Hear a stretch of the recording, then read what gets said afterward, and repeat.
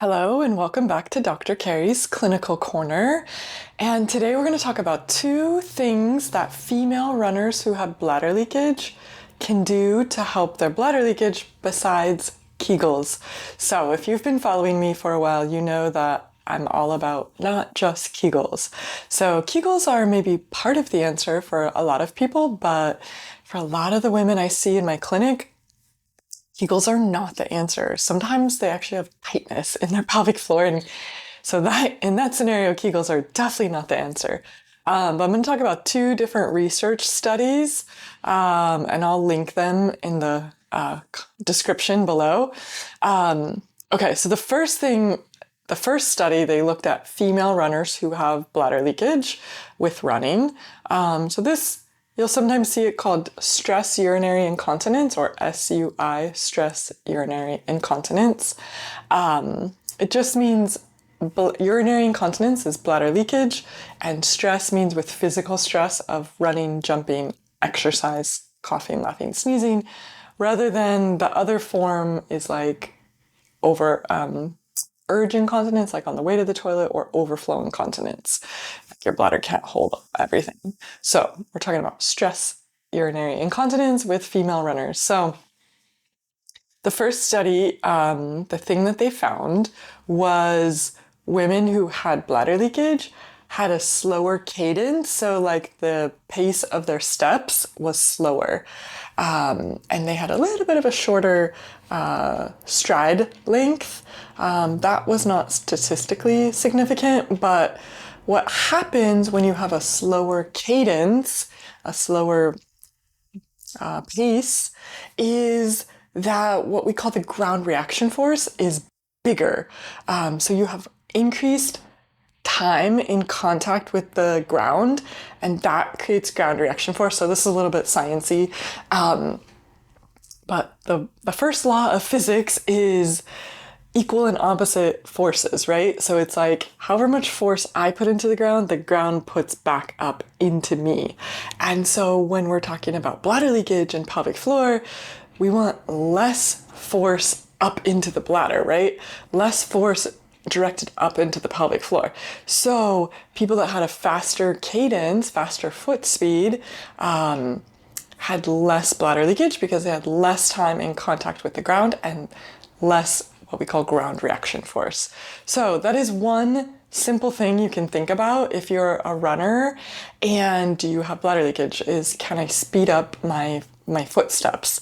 So that's one way to do it. So sometimes this is hard if you're getting back into running, is sometimes we go slow because our cardiovascular system, right? We're out of breath. But something to think about, can you run for like a faster pace, maybe for a shorter time? Walk. Faster pace, walk.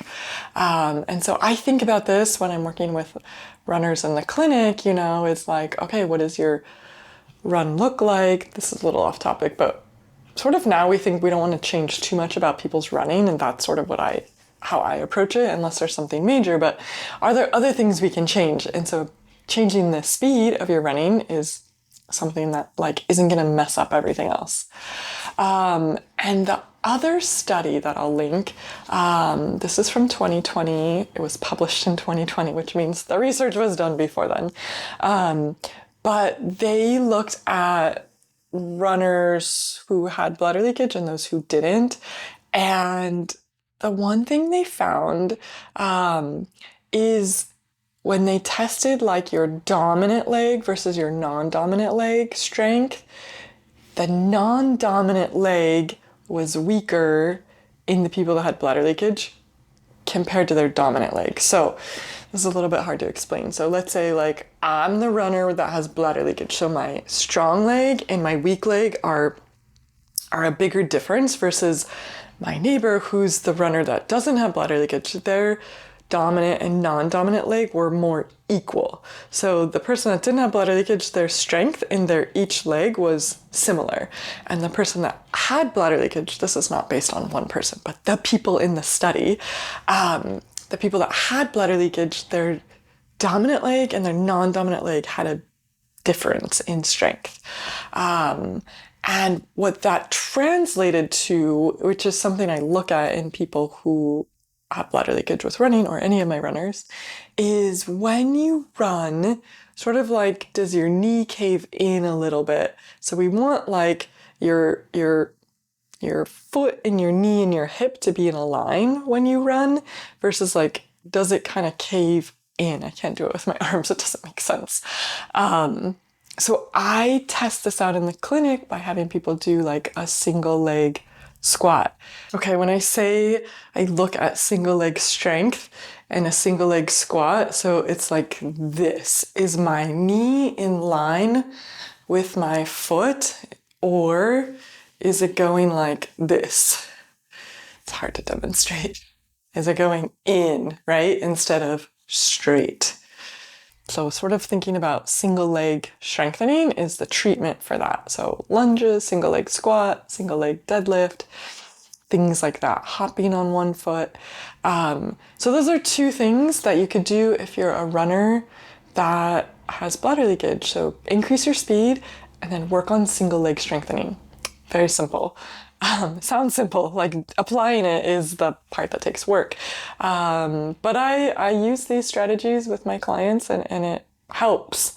And the other thing that I would say in these studies that they found is people who had babies vaginally versus who never had babies were more likely to leak. So unfortunately, just your pelvic floor has been through a lot.